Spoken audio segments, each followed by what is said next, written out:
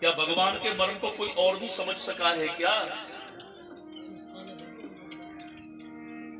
तो बोले बहुत खोज खोज हार गई बुद्ध चतुरानन की, और हुई के निराश कहे मर्म नहीं पाता हूं, कि शंभु ने लगाई समाधि कोटि वर्षों की, नहीं जाना मर्म सत्य समझाता हूं, अकथ अनादि वेद और शास्त्रों में मर्म के नाम बिंदु मूक हो जाता हूं, कि सोई युक्त केवट बताता है बार बार, कि प्रभु में तुम्हारे सारे मर्म का ज्ञाता हूं। जिनके मर्म को समझने के लिए, जानने के लिए हजारों करोड़ों वर्ष की समाधि भगवान शिव ने लगाई, वो भी मर्म को नहीं पहचान सके। ब्रह्मा जी ने मर्म की खोज करते करते एक नहीं बल्कि 4 वेदों की रचना कर दी। फिर भी किसी ने पूछा कि बाबा 4 वेद लिख दिए आपने, मर्म पता चला? बोले नहीं नहीं, नेति नेति, भगवान का मर्म क्या है ये मैं नहीं जानता, भले ही 4 वेद लिख दिए। कि तो नेति नेति कह वेद पुराना, कोई भी पुराण साहित्य यहां तक कि वेद भी बताने को राजी नहीं। नेति नेति कह करके अंत नहीं है, ढूंढते जाओ, ऐसा कह करके इतश्री कर ली है वेदों ने, ब्रह्मा जी ने, लेकिन मर्म को नहीं कह सके। और यहाँ गंगा के किनारे पर जब दृष्टि डालो तो बड़ा विचित्र नजारा है, कि मांगी नावन केवट याना, मुझे तो कहीं तुम्हारे मर्म में जाना। कोई नहीं, नाव प्रभु मांग रहे हैं, लेकिन नाव न ला करके ये केवट बातों में उलझा रहा है और दिग्घोषणा कर रहा है कि प्रभु मैं मर्म जानता हूं। अब बताइए कौन सा मर्म है? एक बार देवताओं ने जब दृष्टि डाली गंगा के घाट पर, गंगा के किनारे पर, सो अपने ऊपर बड़ी लज्जा आई देवताओं को। अरे भाई, एक नाव, नौका चलाने वाला नाविक प्रभा पर भगवान को कह रहा है कि मैं मर्म जानता हूं, और हम तो देवताओं की पदवी पर बैठ गए, लेकिन फिर भी मर्म को नहीं जान सके। अरे चलो चलो खोज करो भगवान के मर्म की। अरे ये केवट भी कोई किसी गुरुकुल में पढ़ के थोड़ा ही आया होगा, ये भी तो कहीं से खोज करके लाया होगा, जब तो कह रहा है। अरे जब ये केवट खोज सकता है तो क्या हम देवता होकर उसकी खोज नहीं कर सकते? चलो चलो हम भी चलते। तो सब देवता इकट्ठे होकर के विचार करने लगे, बोले मर्म कहां मिलेगा, कौन जानता है प्रभु के मर्म को? एक देवता बोले हमें तो लगता है कि भगवान के मर्म को मैया कौशल्या बड़े अच्छी तरह से जानती होंगी। अरे माता के उदर से, गर्भ से जिन्होंने जन्म धारण किया है, तो क्या मैया को भगवान का मर्म पता नहीं होगा? हाँ हाँ भैया तुम ठीक कह रहे हो। राम देवता पंक्ति बना करके मैया कौशल्या की शरण में, ओ मैया त्राहि माम त्राहि माम। और एक संग देवताओं को देखा सो मैया तो घबराई गई, बोले कहो कहो देवताओं, आज अचानक ऐसे कैसे आना हो गया? सब देवता बोल पड़े, भैया हम तो भगवान का मर्म पूछने के लिए आपसे आए हैं, कदाचित आप प्रभु का मर्म जानती हो तो हमें बताइए। सो मैया पहले तो ताली बजा के बड़ी जोर से हंसी, अरे देवताओं तुम्हारी बुद्धि खराब हो गई है, तुम भगवान के मर्म की बात कर रहे हो और मैं अपनी आप बीती ही तुम्हें बता दूं, मैं तो उसी को ही नहीं समझ पाई। कि मर्म राम कौशल्या भाख्यो, और मेरे जेहिनो मास गर्भ में राख्यो, लेकिन मर्म न जान सकी में तारी, और रही खिलावत बारी बारी। कि मर्म कौशला ने कब हुन जाना, और मेरे मांगी नावन केवट याना।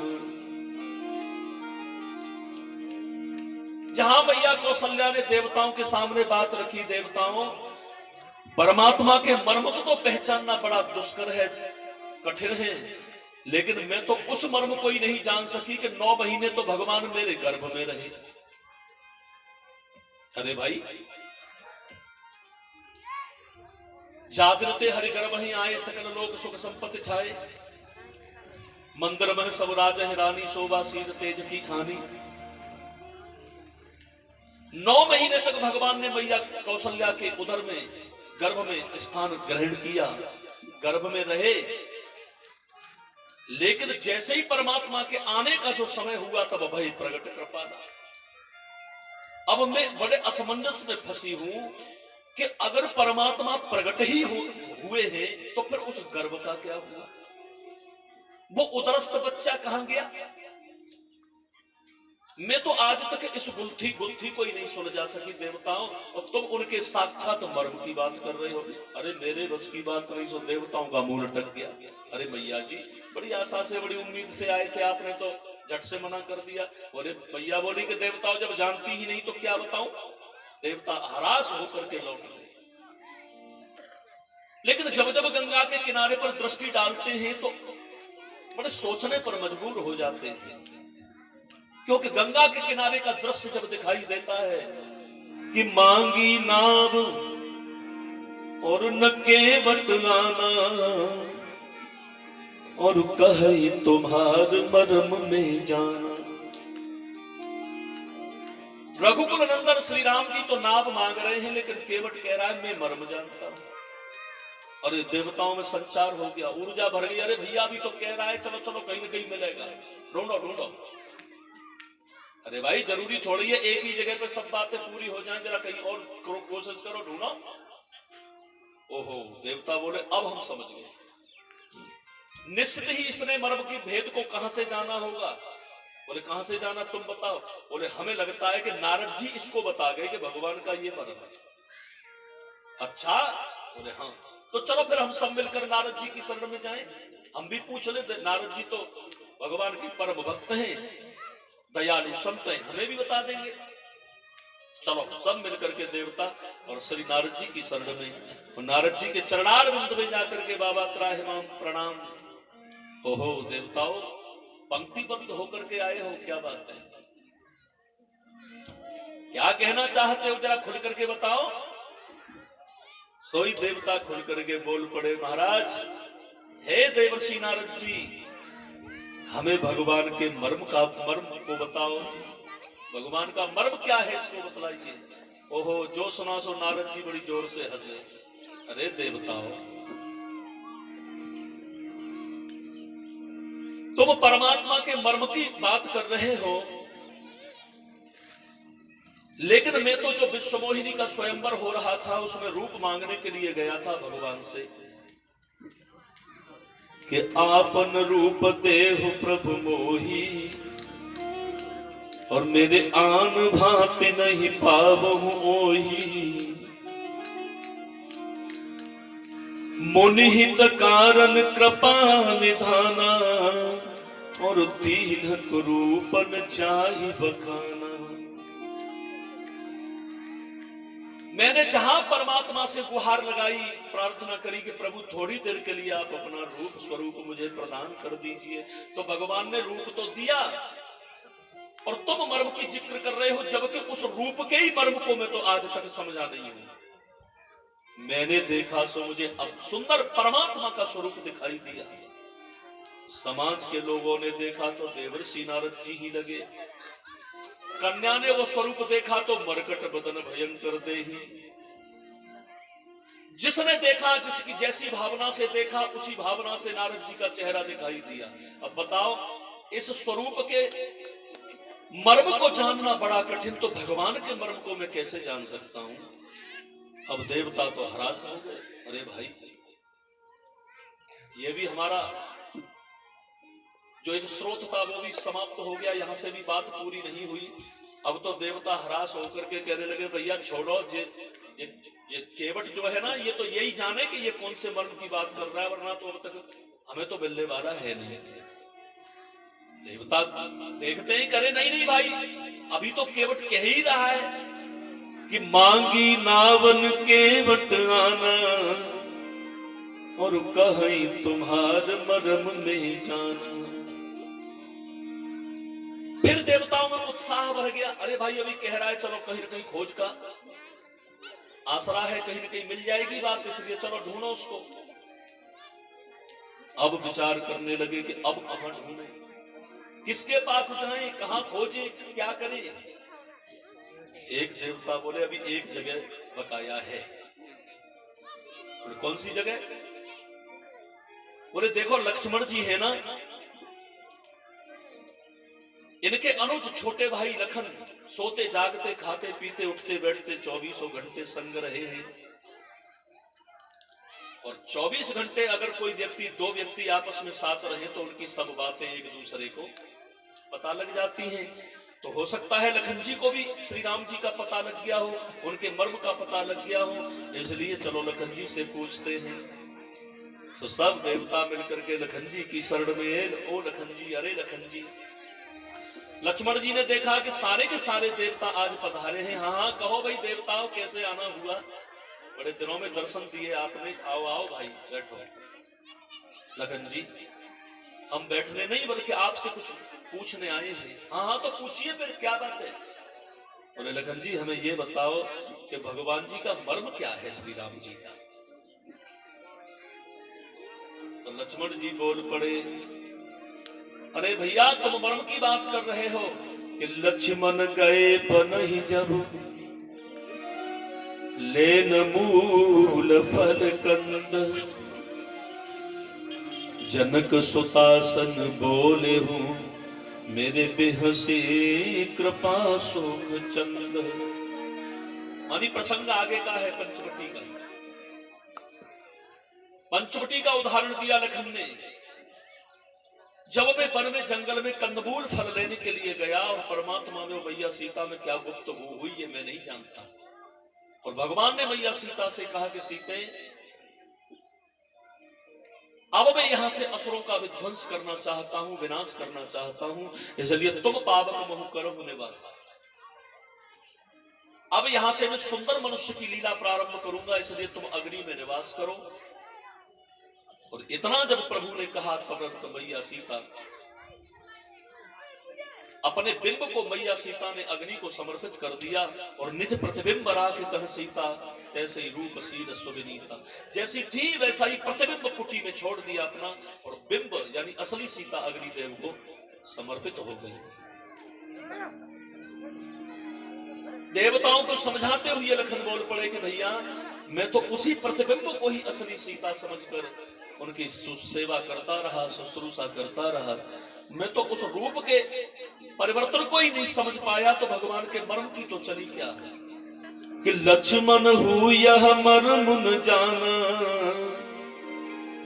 और मेरे जो कछु चरित रचा भगवान। भगवान ने जो भी कुछ चरित्र किए वो सब लखन जी नहीं पहचान सके और केवल कहते मर्म नहीं समझ पाए। अब तो देवता निराश हो गए, भाई अब उम्मीद नहीं है। लेकिन गंगा के तलहटी पर, गंगा के किनारे पर जब दृष्टि डालते हैं तो वही बात मिलती है कि मेरे मांगी नावन के वट आना, मांगी नावन के वट आना, मांगी नावन के वट आना।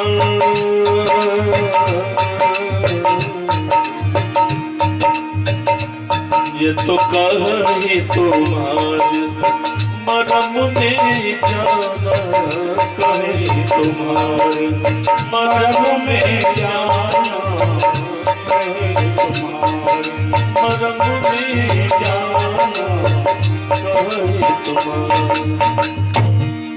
जब गंगा के किनारे पर देवताओं ने देखा सो वही केवट आवाज लगा रहा है कि भगवान मैं मर्म जानता हूं, इसलिए ये नाम लेकर के नहीं आऊंगा। देवता शांत खामोश हो गए, अपने अपनी जगहों पर स्थापित हो गए। भाई हम तो पता नहीं कर सके। अच्छा अब ऐसा करो कि सब मिलकर के इसी केवट को ही देखो कि ये कौन सा मर्म जानता है। सो सब देवताओं की दृष्टि लगी है इस गंगा के किनारे पर श्री राम और केवट के ऊपर। बोले रहस्य उद्घाटित होगा तो हम भी सुनेंगे, कहां का मर्म है, कैसा मर्म है, जरा बता तो सही। आज यहां भगवान ने जब नाव मांगी तब केवट ने मना कर दिया कि नहीं भगवान, मैं ये नाव लेकर के आपके समीप नहीं आऊंगा। तो भगवान कहने लगे केवट एक बात बताओ, तुम नाव लाओगे नहीं तो हम पार कैसे जाएंगे भाई? अरे हमें गंगा को पार करके दूसरे घाट दूसरे प्रदेश में जाना है, इसलिए तुम नाव में उठा कर पार करो। तो केवट बोला भगवान मेरे पास युक्ति है पार करने की, तुम चाहो तो जा सकते हो। बोले युक्ति? बोले हाँ।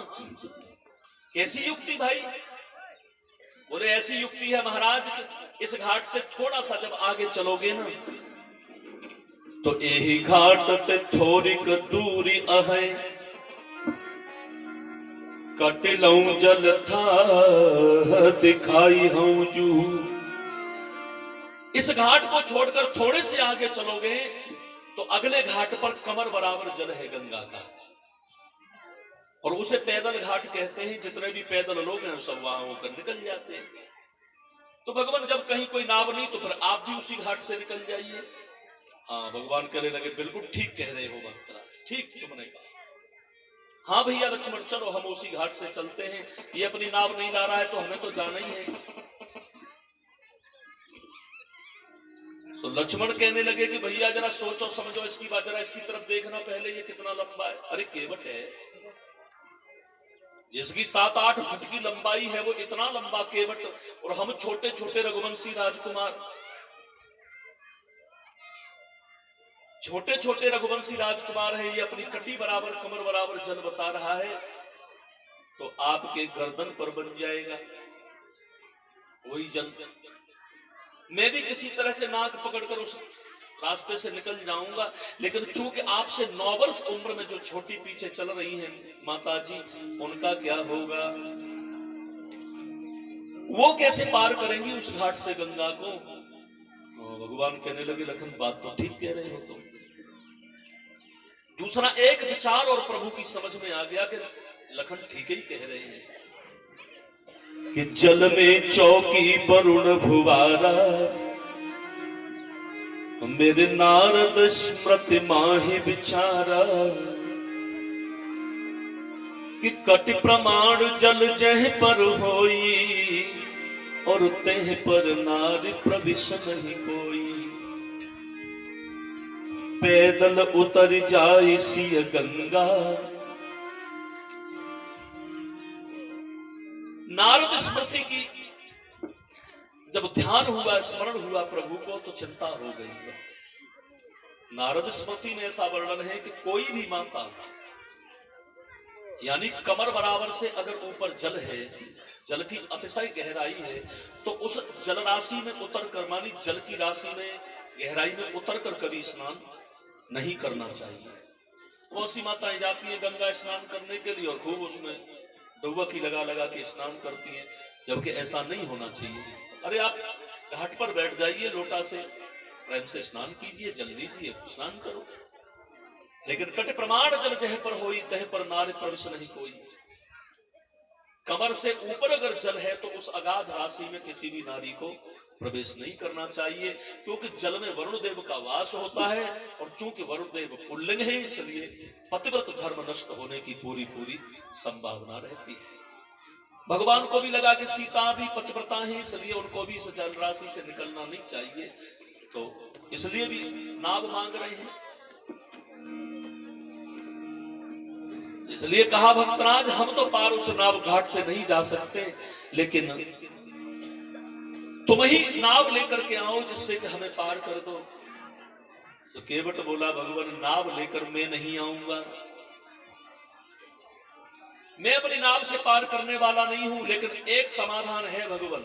और देखते ही भगवान को बड़ा आश्चर्य हुआ उस केवट को, देखो कि बाहर सनातन धर्म तू और तेरी जय जयकार, कबहू तो ईश्वर सिंह है और कबहू बनत सियार।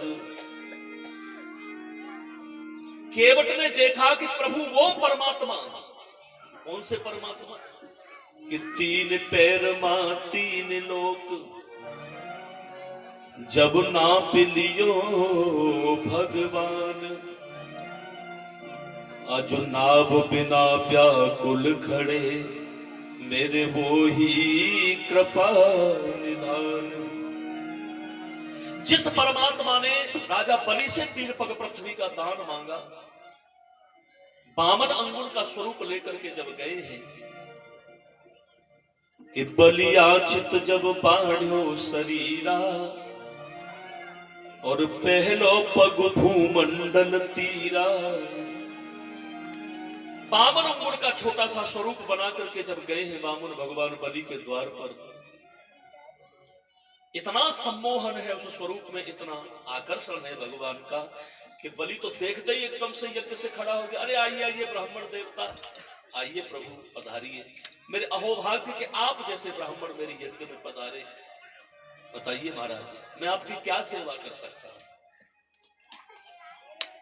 और अतुलित तेज को वामन भगवान के को देखकर मानो बलि निछावर हो गया। और वामन भगवान बोले, अरे बलि, हम तो आपसे 3 पग पृथ्वी का दान मांगते हैं। तो बलि हंसता हुआ बोला, महाराज कैसी बात कर रहे हो। अरे पूरे विश्व विजेता बलि के सामने तुम खड़े हो, जिसने देवताओं के स्वर्ग पर भी विजय प्राप्त कर ली है, ऐसे बलि के सामने खड़े हो। और हे ब्राह्मण देवता, ये 3 पग पृथ्वी का दान मांगकर आप मुझ बलि का अपमान कर रहे हो। ज्यादा मांगो, जितना चाहिए उतना ज्यादा मांगो। तो भगवान कहने लगे, नहीं नहीं बलि, हे राजन, ब्राह्मण को संतोषी होना चाहिए। जितने में उसका गुजारा चल जाए, खर्चा चल जाए, उतना ही दान ब्राह्मण को लेना चाहिए। और जो असंतुष्ट होते हैं उनको वो दान कभी सफल नहीं होता। इसलिए हमें तो 3 पग पृथ्वी का ही दान चाहिए। जब 3 पग पृथ्वी की बात रखी, तब बलि हंसते मुस्कुराते बोले, ठीक है महाराज, जब तुम नहीं मान रहे हो तो चलो 3 पग पृथ्वी ही सही, ले लीजिए महाराज, जहां से इच्छा हो वहां से ले लीजिए। बोले, नहीं नहीं बलि, इस तरह से हम लेने वाले नहीं हैं, हम ब्राह्मण हैं और बिना संकल्प किए कोई वस्तु लेते नहीं है। इसलिए तुम 3 पग पृथ्वी का संकल्प करो, पहले बाद में लेंगे। अरे बलि तो तैयार हो गया। तुरंत उसने जैसे ही अपनी अंजुली में हाथ में जो जल लिया, वैसे शुक्राचार्य टुकुर टुकुर देख रहे वहां से, ये कर क्या रहा है चेला, बहुत देर हो गई इसको बातें करते करते। लेकिन जैसे ही अपनी योग दृष्टि से शुक्राचार्य ने देखा, सोई समझ गए कि ये वामन नहीं, ये तो विष्णु है। बलि को आवाज लगाई, ओ बलि समझ जा, ये कोई वामन नहीं है, ब्राह्मण नहीं है, ये तो वही विष्णु है जो छलिया है, छल करने के लिए तुझे यहां पर आया है, सावधान बलि। बलि फिर भी बोल पड़े, दादा, हे गुरुदेव, अगर वही परमात्मा वेश बदल कर मेरे सामने मांगने आए हैं तो भी मेरा आज कद बढ़ गया। वो परमात्मा, वो अखंड सत्ता का मालिक आज मेरे सामने याचक बनकर के खड़ा है, इसमें भी तो बलि का गौरव है, ये तो मेरा महान गौरव है। लेकिन उसको संकल्प मत कर, तेरे गुरु का ये आदेश है कि संकल्प मत कर। बोले, नहीं महाराज, अब चूंकि वचन दे दिया है इसलिए पीछे नहीं हट सकता। सोई शुक्राचार्य बड़े क्रोधित हुए, दुष्ट मूर्ख, अपने गुरु का अपमान करने पर तू तुला है, जा, मैं तुझे श्राप देता हूं कि तू अपना राज्य और श्री दोनों से ही विहीन हो जाएगा। श्राप देकर गुरुदेव तो चले गए। और बाद में बलि ने संकल्प किया, अंजलि में जल लेकर के, हे ब्राह्मण देवता, मैं अपने समस्त पुण्य और समस्त पूर्वजों को साक्षी मानकर आपको अपने राज्य में से 3 पग पृथ्वी का दान समर्पित करता हूं। इतना कहकर अंजलि का जल छोड़ दिया और भगवान ने वो विराट स्वरूप खड़ा किया अपना। वलियाचित जब बाढ़ो शरीरा, और मेरे पहलो पग भूमंडल तीरा। 14 भुवन एक पति होई, 14 भुवनों को भगवान ने 2 ही पैरों में नाप लिया। एक चरण से तो 7 लोग नीचे के नाप दिए भगवान ने। भाई कटी भाग है भगवान का मृत्यु लोक, और कटी भाग से 7 लोक नीचे हैं, अतल वितल सुतल तलातल महातल रसातल और पाताल। और कटी भाग से 7 लोक यानी पाताल लोक वो है भगवान का तलवा, भगवान का तलवा ही पाताल लोक है। और इसी क्रम में 7 लोक ऊपर हैं, भू भुवस्व मह जन तप और सत्य, यानी भगवान का जो शीर्ष है, शीर्ष स्थान है वो सत्य लोक है।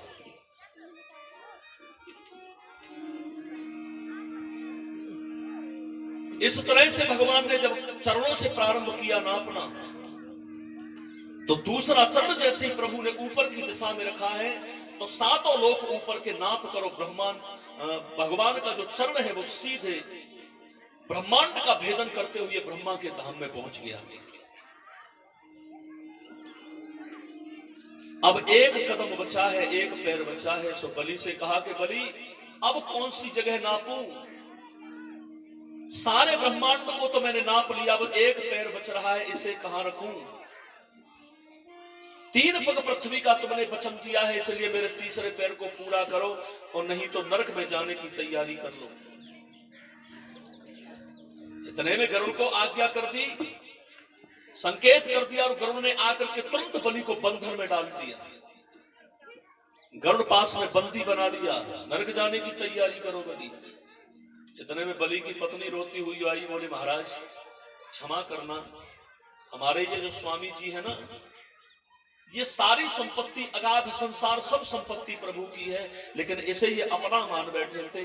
और जब आदमी स्वयं का मालिकाना हक रखता है तो परमात्मा भी छोड़ देते हैं, जा तू तो स्वयं अपना मालिक है ही, तू अपने आप संभाल ले, और मेरी तुझे क्या आवश्यकता है। इसलिए घमंड आ गया था इनमें, इसलिए क्षमा करे भगवान। लेकिन बलि ने तुरंत कहा, प्रभु एक बात और पूछूं आपसे, एक बात बताइए। बोले क्या? बोले ये बताओ कि वस्तु बड़ी होती है या वस्तु को देने वाला दाता बड़ा होता है? भाई पदार्थ बड़ा है या दाता? भगवान कहने लगे कि बड़ा तो दाता ही होता है। तो भगवान आपने मेरी संपत्ति ही तो ले ली है, मेरे लोक ही तो ले लिए हैं, अभी मैं दाता बलि तो मैं बचा हूं। आप ऐसा करिए, ये अपना तीसरा चरण मेरे सर पर रख दीजिए। भगवान प्रसन्न हो गए, प्रमुदित हो गए। अरे बलि, तेरे जैसा भक्त तो मेरा नहीं होगा। भगवान ने तुरंत चरण रखा और उसको वचन दिया कि बलि निश्चित रूप से तुम अगले मनवंतर में इंद्र बनोगे, लेकिन अभी तुम सुतल लोक के का राज्य संभालो। और भगवान ने सुतल लोक का राजा बलि को बना दिया। तो कहने का मतलब यह है कि यहां 3 पग पृथ्वी में परमात्मा ने 3 पग में ही सारे ब्रह्मांड को 2 चरणों में ही नाप लिया। आज देखते ही केवट मुस्कुराता है, हंसता है कि भगवान कि 3 पैर मां 3 लोक जब नाप लियो भगवान, अज नाव बिना व्याकुल खड़े मेरे वे ही कृपा निधान। कहा तो एक पैर में पूरा लोक नाप दिया भगवान ने, और आज वही परमात्मा गंगा के किनारे पर खड़े हैं और नाव मांग रहे हैं। किसी ने पूछा तो क्या करना चाहिए था भगवान को, कि बोले पैर बढ़ाई कि जो रख देते, अरे उसी पैर को प्रकट कर देते एक बार, कि चरण बढ़ाई कि जो रख देते, और सुर सर पार तुरंत हुई लेते। एक पैर यहां पर भी बढ़ा के रख देते तो गंगा पार हो जाते।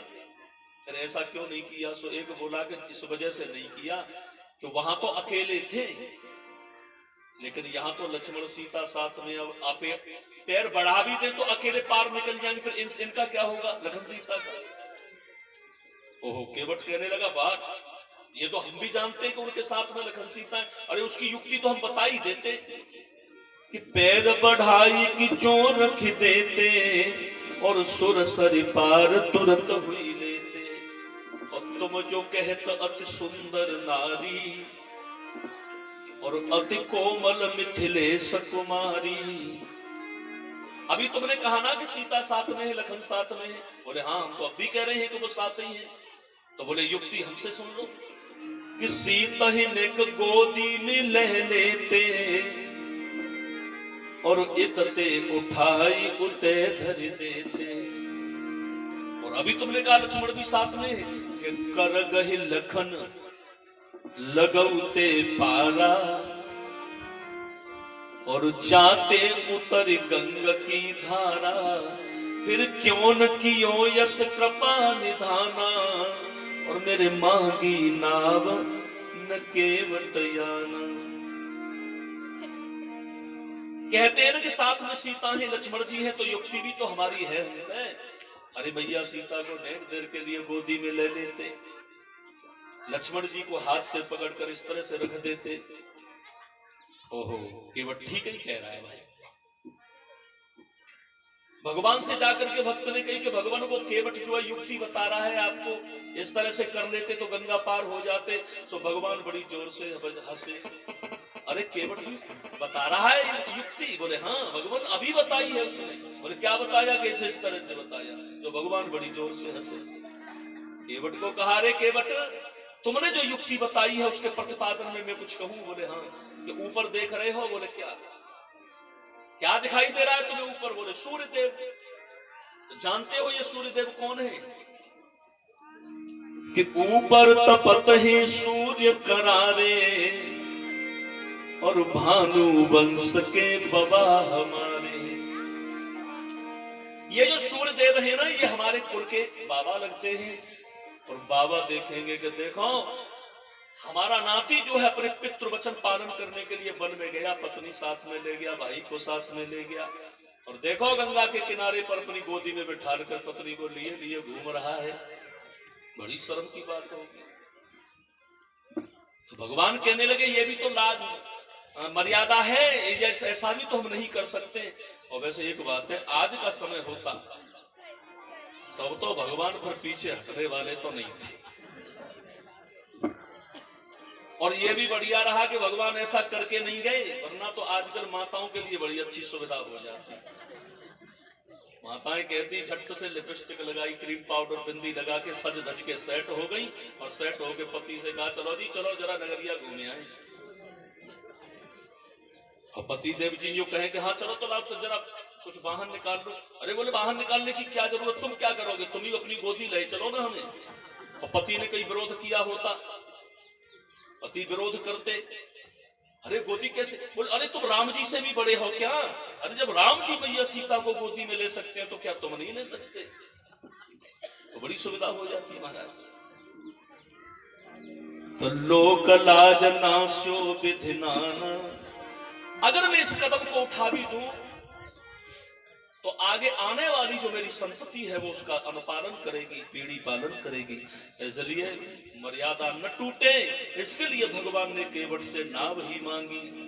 और नाव जो है केवट जो है वो नाव लेकर आने को तैयार नहीं। इसलिए बाबा जी लिखते हैं कि मेरे मांगी नावन केवट मांगी नावन केवट आना, मांगी नावन केवट आना।